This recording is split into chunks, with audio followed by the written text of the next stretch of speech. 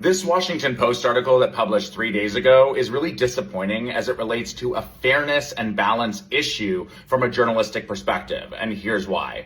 The reporter of the article outlines how the last year has had a lot of setbacks for the trans community as it relates to fighting for their rights at the legal level in the United States. That's all true. But the issue is how the reporter characterized the various forces and the adverse parties attacking the trans community right now.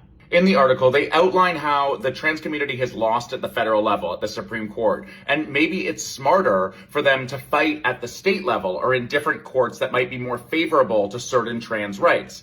These things are all fair to a certain extent, but here's the major issue in this story.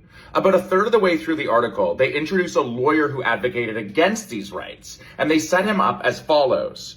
Jim Campbell, chief legal counsel at Alliance Defending Freedom, a Christian legal group that has opposed trans advocates in a number of cases, said the movement's problem is not strategy, but that their cases are wrong on the merits. Quote, the arguments that they're making in these cases conflict with established law, science, and common sense, Campbell said. I think that's why they have hit so many roadblocks.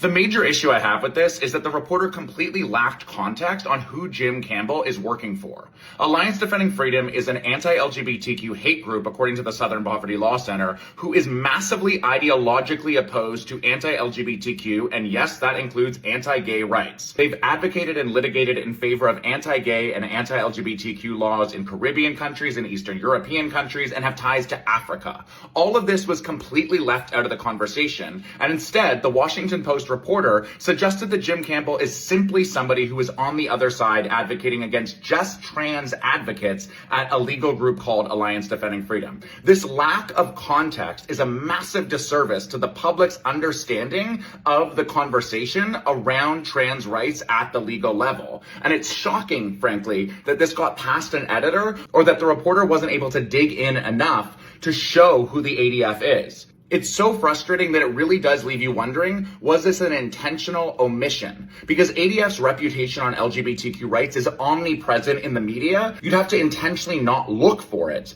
to not include it.